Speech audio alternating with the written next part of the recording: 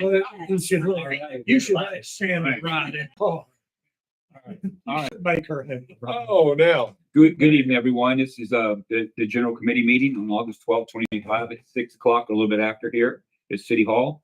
And we will call this meeting to order. And now we will do a roll call. Same people here, but we'll do it again. I'm Bob Garza, Chairman of the General Committee and Ward 3 Alderman. Rachel Collins, member of the committee, Ward 5 Alderman. Jason Gallo, Administrative Services Director. Eddie Robertson, Ward 6. Mayor Jamie Cleary. Jesse Eckneroth, Chief of Operations. Leon Ely with Real Estate Solutions Group. Betsy McMullen, citizen. Mark Evans, Ward 6. Keith Free, Planning Director. Lance Ray, City Attorney. Mark Bergdorf, Ward 1. Thank you all for being here. Next, we go for approval of the minutes.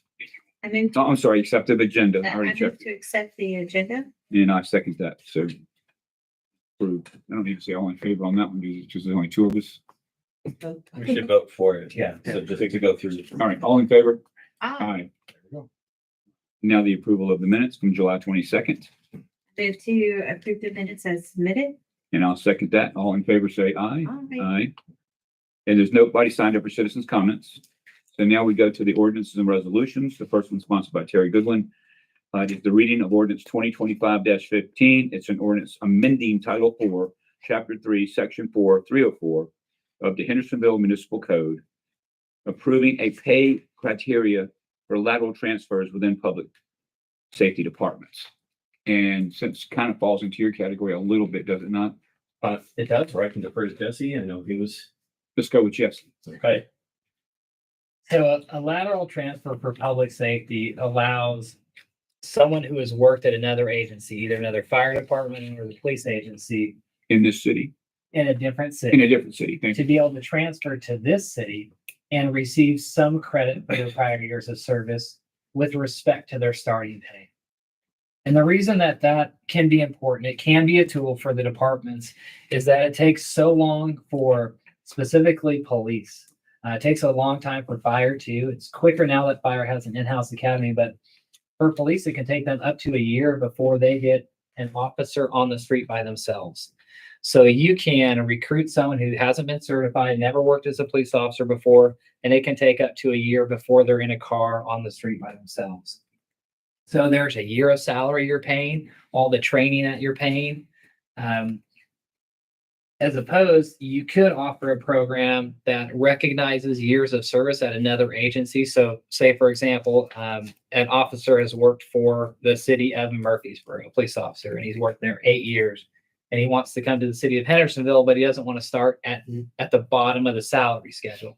So this allows us to officially say, we're going to recognize 50% of your prior years for starting pay at this agency. So if you work there 8 years, we'll plug you in as someone who's worked here for 4 years. And so it gives us the ability on recruitments to offer that as an opportunity to help with recruitment for both police and fire. So it recognizes it for starting pay. It doesn't recognize necessarily seniority. So when it comes to scheduling or vacation, that's up to the chiefs on how they want to run that within their department.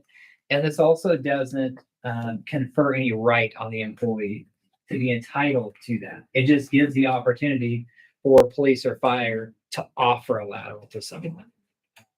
They don't have to necessarily do it at a 2-to-1, but a 2-to-1 would set the limit. We're not going to officially give someone more than 50% credit at a different agency. Okay. It's a recruitment tool. Yeah, it's a recruitment tool, especially, when PD's struggling right now to get folks in. It could be a tool that they can use now. As they get, fully staffed, they may not avail themselves to a transfer, a lateral transfer. Fire may or may not, but at least it gives them a tool and a tool belt to use to help recruit folks in.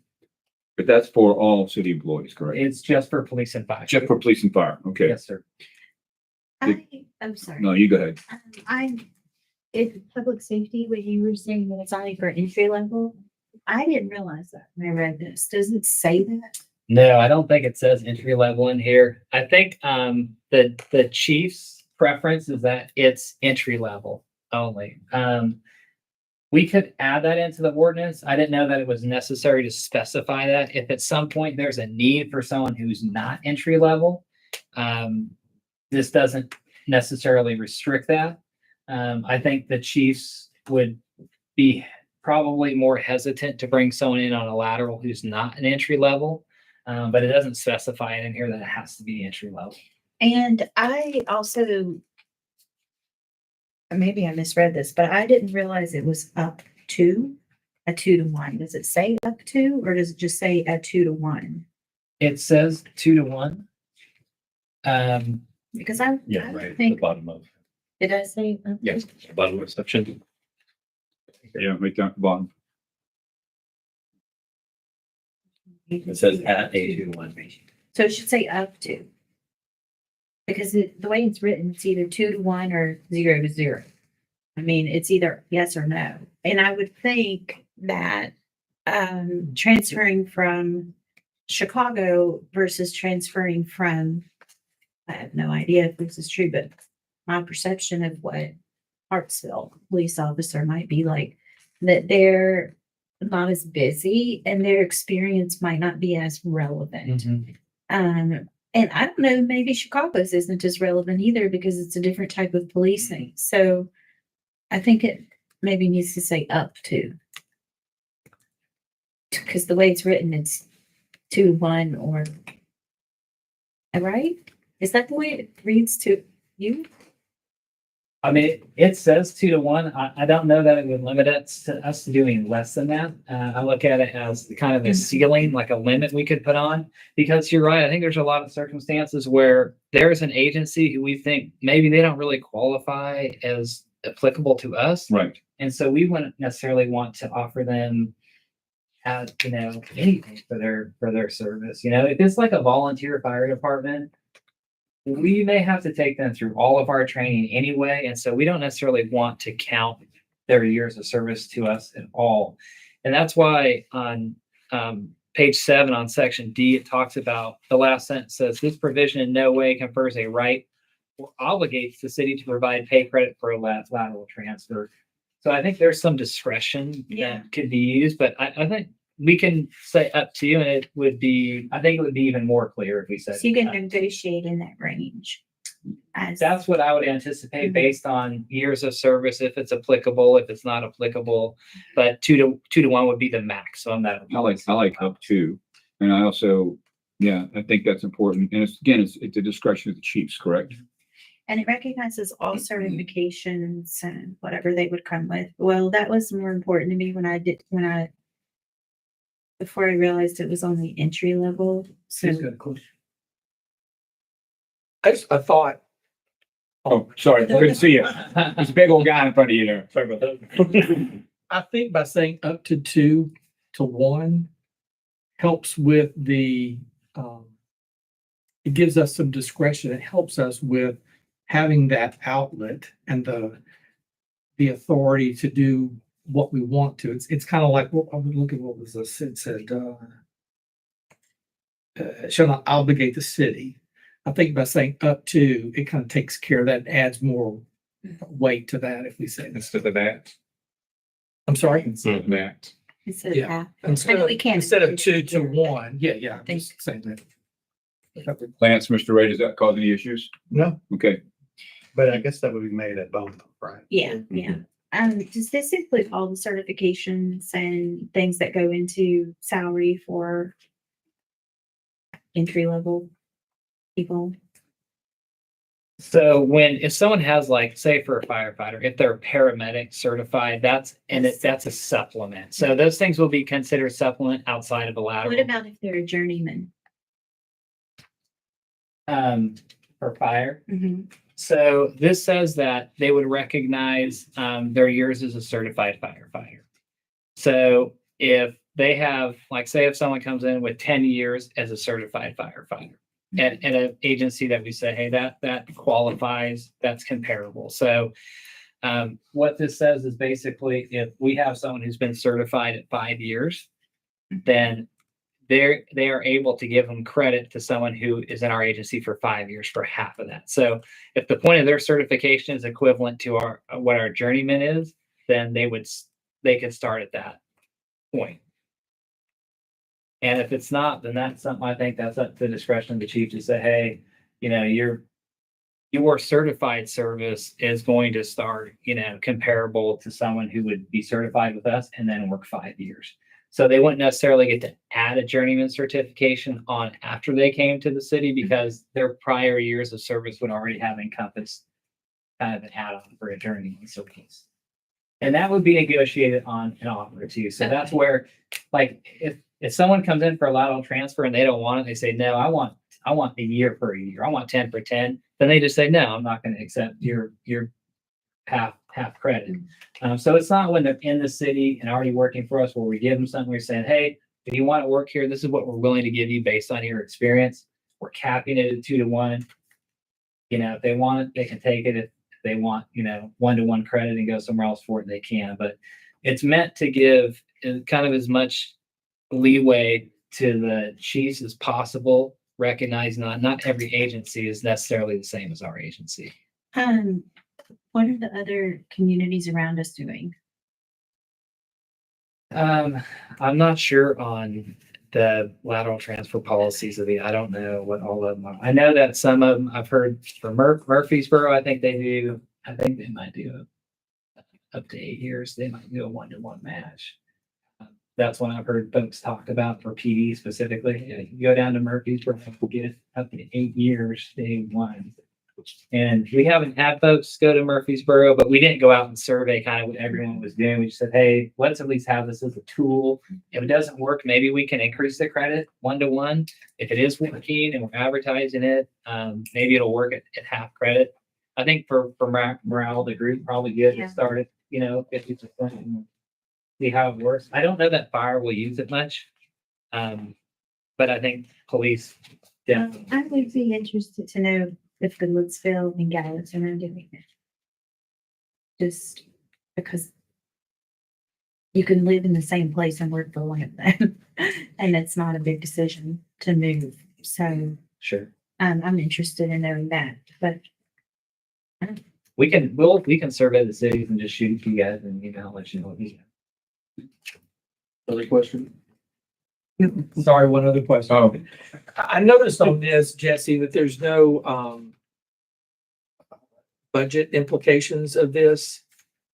But in my mind, I'm thinking there has to be, but is this something that would just be absorbed within the current budget, or is there a dollar amount that's associated with this that we need to consider? Right. We didn't put a fiscal note on here because number one, it'd be subject to our budget. So if we don't have the budget available to offer those lateral transfers, it's something that the chiefs at that point couldn't offer. Now, typically, when you're going to do a lateral transfer, it's probably because you're down staffing and you need someone to come in. So your salaries and benefits for the year are going to be lower because you have vacancies in your department. So typically it's going to take a while to replace someone who leaves. And then the other point is that you're going to have someone in training, for PD for almost a year. They have to go through the recruit classes and the schools and all those types of things that if the lateral came in, they don't have to do all those types of things. So you could, potentially save some money on the classes that they have to go to. Typically, you're only going to do it when you have vacancies. So you're going to have a little bit of flexibility in your salaries and benefit budget for the department. So year one, you're covering it by the vacancy rate. You need to cover it in years 2 and beyond. Yes, no, it absolutely would. It's going to increase the starting rate of pay. hopefully. Any- would be Oh, yes, ma'am. Yes, please. In the public service meeting we just attended, you noted that, I misunderstood you. Chief Jones has already used this technique some. Is that correct? So the policy allows us to, in situations where we're having difficulty recruiting with, police were down we have a lot of vacancies right Yes. now. So there have been some folks who've come to us and said, hey, I work at another agency. I'd like to get some credit for what we've done. Sure. So we have had some negotiations based on some low level of staffing, but it's informal. We don't go out and advertise, hey, we allow lateral transfers. Sure. So this would give us the ability to say, yeah, we have this policy, we go up to this amount and we go ahead and advertise it. So, I mean, it's similar with, any position where we're having difficulty finding someone. A traffic engineer took us 2 years. And sometimes we'll get people who come in and they reject the job offer. They say, no, we won't start with that pay. And so in certain times when we're having difficulty filling positions, we will give some credit or start higher on the pay scale, but as a standard practice, we don't. So you're saying that this ordinance would allow you as, us, HR as an agency to advertise as part of the package? Okay, so I didn't know why, if we were already doing it, or not necessarily as common practice, if we're already doing it, why do we need to have another piece of paper to codify it? Yeah, Codify it. it's really for recruitment. I think it's a really good recruitment tool. Okay. You know, some other agencies post it and say you see it, and we don't necessarily post it. We don't see it.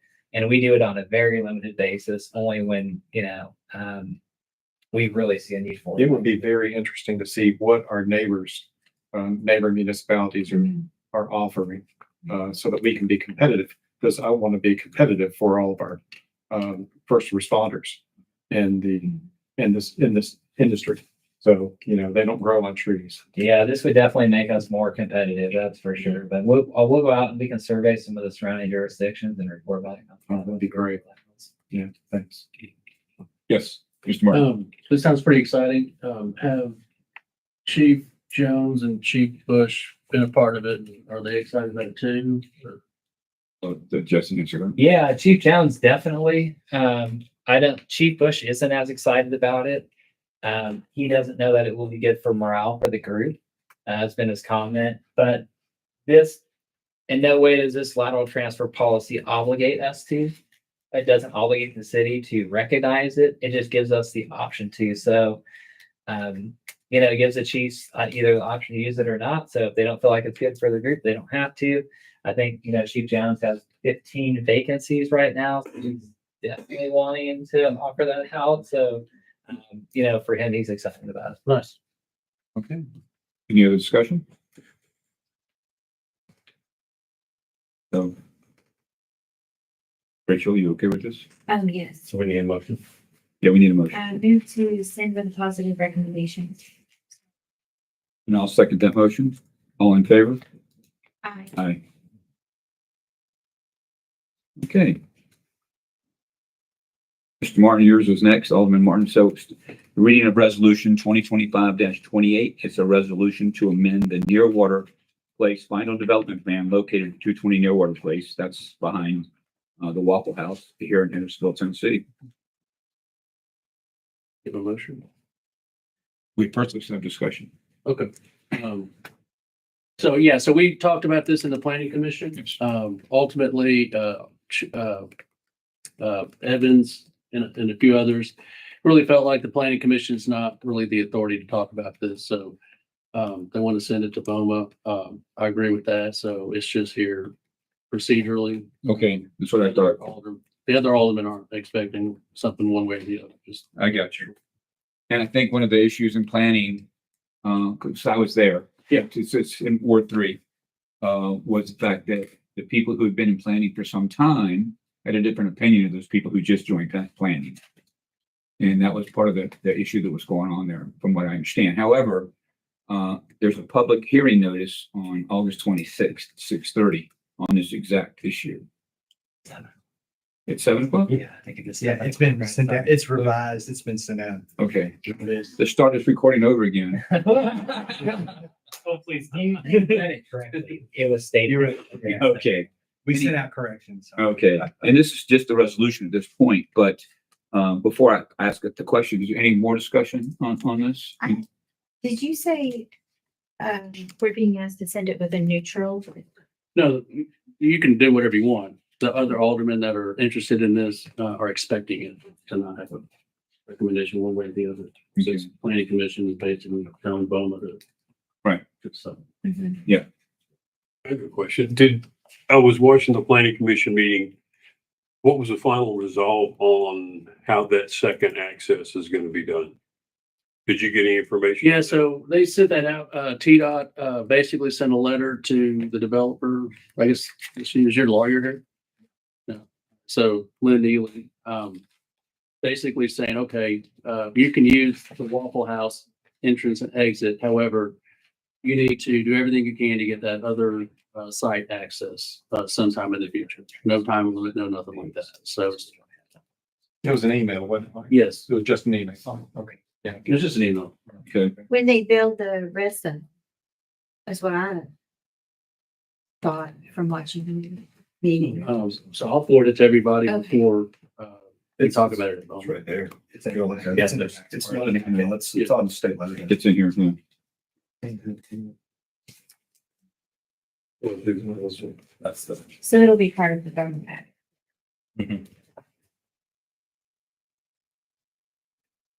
There's a, No, you're right. I have not seen this. Yeah, I added that in there. It was a big part of the discussion. I think Stephen Windsor and the city engineer kind of addressed it, but there wasn't a document. And so I just attached that because I knew that was going to be something to be discussed. So I can say that when they reference the adjacent vacant lot, they're not talking about the remaining units further down on his lot. They're talking about the neighboring lot that he was trying to acquire and was unable to. Yeah, that's correct. Can you show me that on the map? Sure.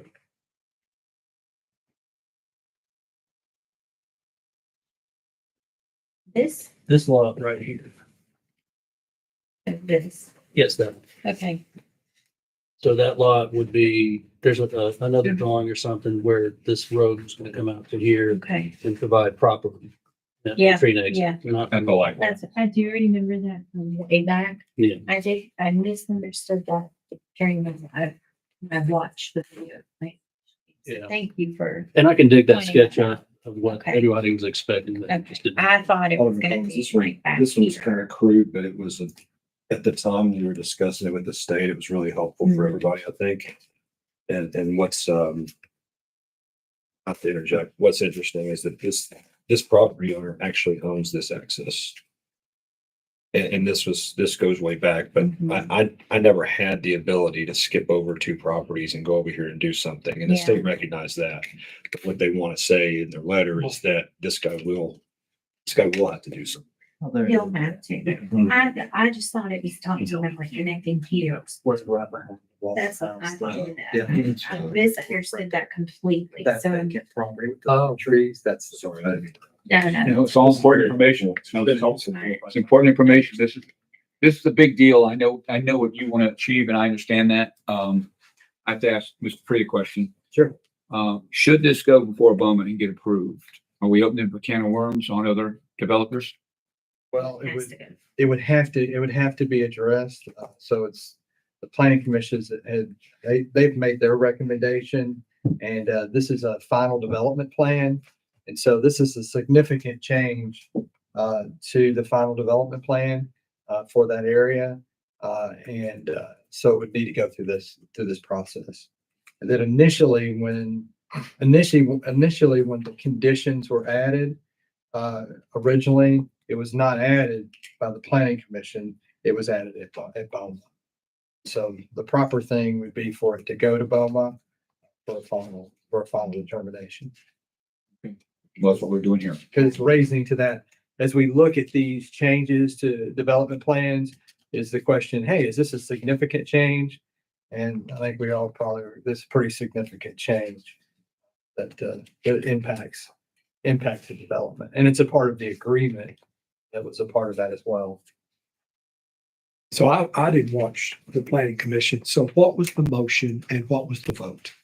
The vote was 5-3 to recommend approval to drop the conditions of the rental conditions with no additional restrictions. So, with no conditions. So removing the rental language that you couldn't have rental with no conditions. So just a question, point. You can say this, but why wouldn't every developer do that? How many developers have we put a condition like this on? We didn't put it on. Well, how many have it? Very few. Anderson Park does. Yeah, the few that have it on it, it would be inappropriate for us to put it on without the request or of an applicant. But everyone that we have, either agreed to it in the process or came up with it, said, hey, this is what we want to do, and we want to put this condition on this. This particular one, and looking back, and me and the staff went back and looked. So what happened was, it looked like, and anybody kind of correct me if this doesn't sound right, but when it initially went through way back, a couple of years ago, so it was at the planning commission. And so the whole thing about rental did come up, just to discuss it. But the planning commission didn't put any conditions on it. And then I think at that time, when it was at the planning commission, when they were making a recommendation on the plan development to send it to BOMA, then I think Mr. Ely was saying it was going to be probably leased, that the general intention was for it to be leased. Then it went to the first reading of BOMA. And at that meeting, I think it was still consistent that it was going to be leased. But something happened between the first reading and the second reading, where then the discussion and then the answers that Mr. Ely was providing was that the intention was for it to be homeowner occupied. And so that's kind of the evolution that I believe, occurred with the property. And so when the property was approved, there were several different conditions that were added onto it. And then that was one of those conditions. And it was done just at that particular time, was done without objection from Mr. Ely. And then everybody's kind of familiar with what happened after that here over the last couple of years. And then the applicant then has come back, then requesting that, hey, can we remove that one condition? And that's why it's got to go back through this process to get that addressed. If my memory is correct, we passed first reading 7-6, and Pat Campbell was one of the people on the 7, and then he passed away. And so had it come back immediately to the board. I think most people expected it to fail 6-6. So it didn't come back immediately, and then it came back for the second reading. Here's where Keith picked it up. I think it would have, my recollection is that it also would have failed. I guess I know the developer sitting here, but I guess I don't want to set a precedent here with something of this nature that it can become a normal thing to do. To remove the restriction? Is that- To accept restrictions, right? And then remove it. And then all of a sudden, things aren't going like I planned, so I want to change it all. Any thoughts on that, Keith, since you deal with this most anybody in the room? That would really be something that the majority of BOMA would need to determine as they look at it. It's something where there are very few of these that we have that are planned developments that have any association with whether it's rental or homeowner occupied. So then any of the general conditions on any planned development, certainly anybody could come, any of these planned developments could come back, not just over occupancy, but could be something else that was agreed to, and then they come back and, want to, or request that. So anybody could come back through and request something. The only ones that I can think of that have this is Anderson Park, which, it's a little bit, maybe a little over halfway built over behind Walmart. So that development, that's all owner occupied. That was a stipulation on that. And I believe Glenbrook Village North, that's kind of over there next to where the Best Buy is now in Glenbrook, that had conditions as well. So those are the two. There's another one, I believe, by St. Timothy's, that those that are off by Jackson Townhomes. Jackson, Yeah. the owner also admitted, agreed to do that. So those are the three. Those are the three that are out Okay, there, so- separate from this. Let me ask this question one more time. So there's three now that are owner occupied, technically four, right? With- Four. With Mr. Eads. So should this come to Boma and it changes to be able to be rentals? Right. And I understand this financial dilemma, believe me. Why wouldn't the other three people do it if they had the same problem? Let me try that one. So, I think at least three of them, I think it's written that into the HOA bylaws. And the HOA bylaws could be changed by the representatives that serve on the HOA. So honestly, Lynn could do that probably right now. And that's the only way that we really have to allow, to restrict, owner occupied.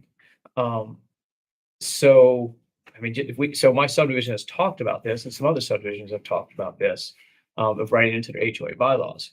So to your question, if somebody chose to change one, it could encourage the other ones too, to change that restriction, but they could probably do that anyway. There's also one other thing is that the enforcement of this, so from my administrative perspective, the enforcement of this is not easy. No, I agree. And I respect Lynn very much for coming forward to us. Now, by no means am I giving you my opinion of how I'm gonna decide on this. But I respect Lynn very much for having come forward to us and telling us that he had a problem instead of just going forward and putting the ball in our court. So legally, if we deny, if we approve, does that set a precedent for the other three properties that we would be unable to hold them to their agreement for owner occupied? I don't think it necessarily sets a precedent. Everything is on a case by case basis. Are the other ones already built out? Mhm. And Not so Anderson Park. Anderson Park. I just think that you have to look, that's why each final development plan has to be approved, or when it's amended, approved by BOMA. So BOMA can look at each development on a case by case basis. I don't think there's a hard precedent that just because we did it here, we have to do it everywhere. So with all due respect, Mayor, you've looked at the legal aspects of this. I am. So is it correct that Mr. Ely could do this without any action of the board? With the commitments and covenants made at the time of the approval? If I'm wrong, correct me. Yes, Yeah. because that's not the way I I understood mean, it. he would, I believe he'd be in violation of the final development plan if he did that, and that would be a zoning violation. Now, I think maybe what the mayor is speaking to, the words in his mouth, is that we might not know how would the city even How do you police it? I mean, you could tell if there's an LLC that owns half of them for sure, but I If don't they know. advertise that they're for rent. That's just. We'll know. People will tell us. That's true. We're gonna find out. And I would add that, there's legal issues either way. I know that this was an agreement, so if this were to go to court, the court would look at various issues, legal issues. When you have an agreement to do something, if a developer wants a development approved and they agree to put a light signal in, traffic signal in, for example, that's usually called an exaction. It's the Nolan and Dolan case, the Supreme Court cases that talk about that, issues similar to this. So an exaction is held to be valid when there's an essential nexus between the condition that was agreed upon and a legitimate, valid government purpose. So those have to be a nexus. There has to be a valid public purpose for the exaction that is essentially connected to what the condition agreement was. And then the second part of that, it has to be proportionate. It has to be roughly proportionate. The exaction has to be proportionate to the government purpose that it serves. Those are a couple of issues, of course, anytime by agreement or not, anything is limited to property owners' full use and benefit of their property, it could be considered a taking. Not that all takings are illegal, but just those are some of the legal issues that courts would look to, I think. Fair housing is a pretty popular thing in the country too, with regard to, is there enough rental inventory available in a community versus, home ownership? So, I don't know what a court would do on any of those things, but I think I should at least bring it to your attention. Any other discussion? Good to go? Go ahead. I was gonna say, I think, moving it forward neutral I moved to move it forward in a neutral, but I would like to virtual or speak. Not necessary. Thank you. Okay. Okay, well, I happen to, you want to make that motion? I moved to send it to Bowman with a neutral recommendation. I will second that. All in favor? Aye. All right, we have other agenda items. After 4 months of lack of discussion, we're going to discuss semi-truck parking. I find much prejudice in my initiation of this that I've been put off many times. For the most part, our police officers have done an exceptional job getting people who park semi trucks, or at least the tractor part of it, off of public roads. We still have a problem with some on private roads and private parking lots, and very often, I assume they don't have permission. I also assume that the property owners don't know that they're parked there. When we talk about a parking lot that is a large retail center, the property owner is a LLC, a corporation far away, and very often the store manager or managers don't really complain about it. The problem is that they're taking up parking spaces. They are a little bit of a danger. They invite crime, no doubt about that. Now, we do have a bigger issue with the way that some cars are parked on public roads as well. But this is really semi trucks that we're seeing an increased problem with. Lately, I've noticed close to where Cheerville and Half Batch Brewery, there always seems to be one parked there. Old Kroger behind Wendy's, same thing. It's off Center Point Road at the fireworks stand there as well. So when a police officer goes, typically I'm again making an assumption here that people are parking it there just because it's ready to go. They live a mile or so away. They can come hop in and take off on their trip. So they don't have to go load up and then take off on their trip. At least that's the conversation I've had with one or two drivers. So police officers see this. First off, it's on private property. It's not really something that we're going to delve into. However, we don't have, Keith, correct me if I'm wrong, we don't have many private properties that are for parking, that are zoned for parking. Pretty restricted. So, yeah. Technically the property owner is in violation, if they're allowing that. Like I said, most of them are actively allowing that. They just don't know that it's there. So a police officer sees something that's causing some problems, or might be vandalized, or is taking up parking spaces, especially for a small business. They do their best to try to get a hold of the owner of the rig, and then the owner of the business. That often takes some time, and honestly, it's not the highest priority for our police officers. So one of the things I've talked with some police officers about is, what is it that we can do that makes this easier for the enforcement? I'm looking for any ideas. The best idea I've heard is that maybe we have add to our parking ordinance that any certain delivery vehicle or truck or anything beyond a certain length, that if it's parked there unattended, that they have to have a note signed by the property owner in the windshield.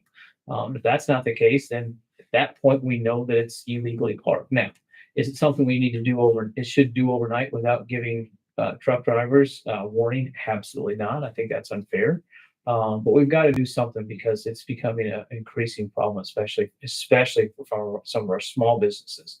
Is that if a truck parks in the Kroger parking lot, it's typically not going to park at the Kroger side. It's going to park over by the cupcake side, or some, one of the smaller businesses that may not have as much traffic, but still, when you take up 10 spaces for them, that's significant. And like I said, also poses somewhat of a risk as far as visibility, and it certainly invites crime.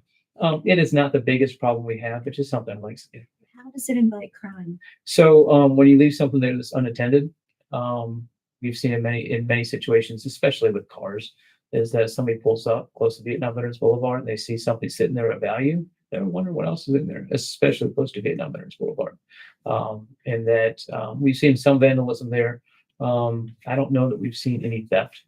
But that's something that's, So they're parking illegally. Mhm. But the business owner isn't complaining. well, the business owner might be, but the property owner isn't. It is private property, correct? But they're parking illegally. Without then- permission. And then they're putting their own property at risk. It's not like somehow it's creating crime where somebody else is victimized. But our police officers have responded. Our police officers. Yes.